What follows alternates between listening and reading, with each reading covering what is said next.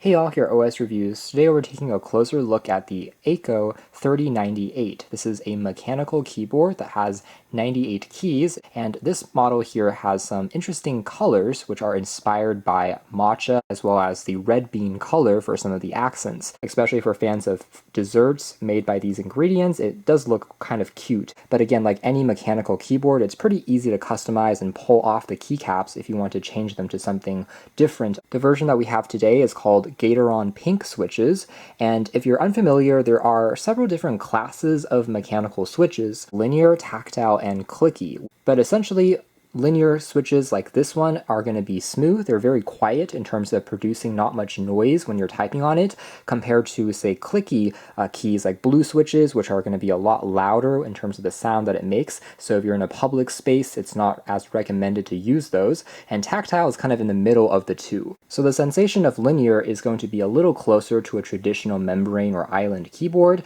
Other benefits of linear switches is going to be perceived slightly faster response time because it doesn't have as much of a bumpy or spring back action. So if you're a pro gamer and you want to press the keys at the fastest rate and response possible, they do recommend trying out linear switches like this one. And the actuation force for the key to press down is 45 grams. Aside from the linear pink switch option, they also sell this with a orange switch that's more tactile, so you can pick between those options. This company specializes in customized mechanical keyboards, so this is just one of the actually slightly more safe designs that they have. There's other ones which have all the keys which are painted like a fish pond with goldfish swimming on some of the keys, so very artistic in terms of the choices. Now inside here we have also a quick user guide along with a keycap remover if you want to wash them or replace them, and it also comes with the aforementioned spare keycaps, which are in the red bean color. Taking a closer look at the keyboard, it does have almost a retro vibe to it, in my opinion, due to the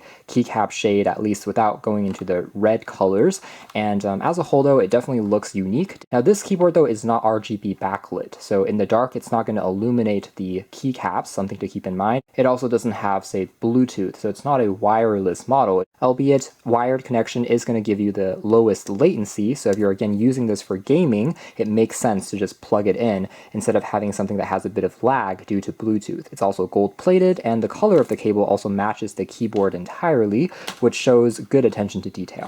Here's a profile view from the sides, and also from the back we can see that there is the Type-C cable, which is again removable. You can pull on it with a bit of force and replace this if it ever breaks. And finally, we do have the feet that you can pop up at an elevated, more ergonomic angle, and these feet prevent it from sliding around on a surface, so it stays in place. Finally, there is the company's logo imprinted at the bottom here. We can see that underneath, this is what the Gateron pink switches are like. At the moment, Cherry MX is the brand that's kind of the OG of making the most premium switches, and other companies like the aforementioned Gateron are just slightly cheaper variants. The pink switches, again, are kind of competing with the Cherry MX red switches, which is their equivalent of the aforementioned linear type of key switches. Even if we press down on it directly, you can hear how there is almost no sound that it produces.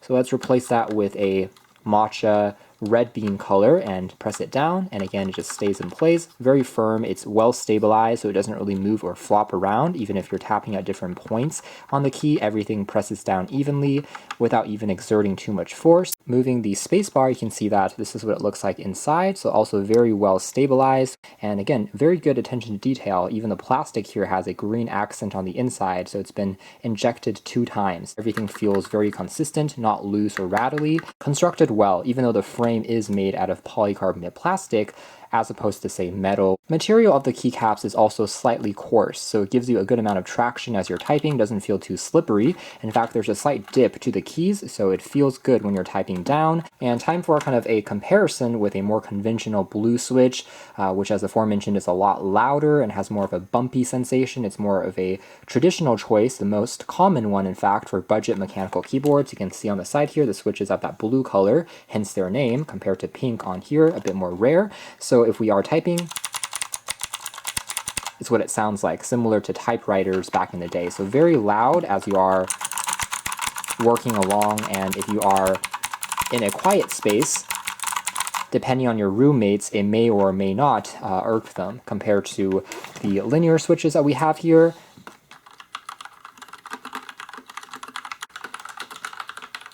That's what it sounds like. So it still has a little bit of noise, but it's a lot more quiet by comparison, and a very big difference in terms of the experience as you're typing. If you're more used to the kind of blue switch mechanical keyboards, it may take a little bit of acclimation to get used to this one, and then it just springs back up, almost like a two-stage motion to it. So this gives you more of a sensation that is a bit more obvious as you're typing, and in this case smooth. So you have to kind of press down all the way, and then it just releases back consistently as well. And after you're used to it though, this still feels really comfortable, and honestly I prefer this to the brown switch keyboards that we've also checked out in the past.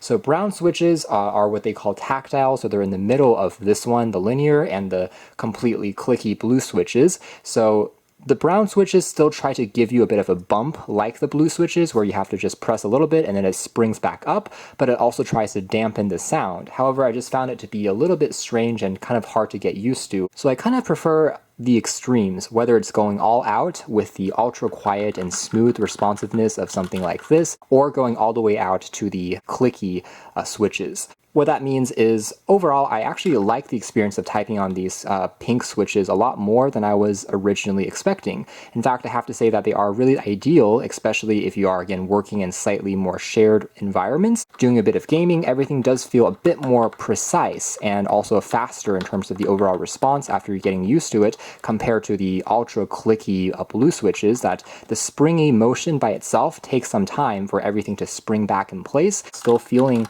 pretty satisfying as you're typing on it, feeling very precise, and also still giving us all the benefits of a mechanical keyboard, including the longevity, the customization. You can pull everything off, wash it, replace it. Still manages to squeeze in a numpad on the side, by the way, so if you're performing Excel calculations or accounting, it's also going to be a nice little feature that's missing from some of the ultra compacts. So that's more or less it as far as our hands-on review of these Akko 3098 Matcha Red Bean colored mechanical keyboard. Again, an interesting pink switch design, which is very quiet, but still feels super consistent and great in terms of the experience for typing, and also a pretty fun color scheme. You can check out more details if you're interested in the links down below. For now, that's been our video. Thanks for watching here at OS Reviews.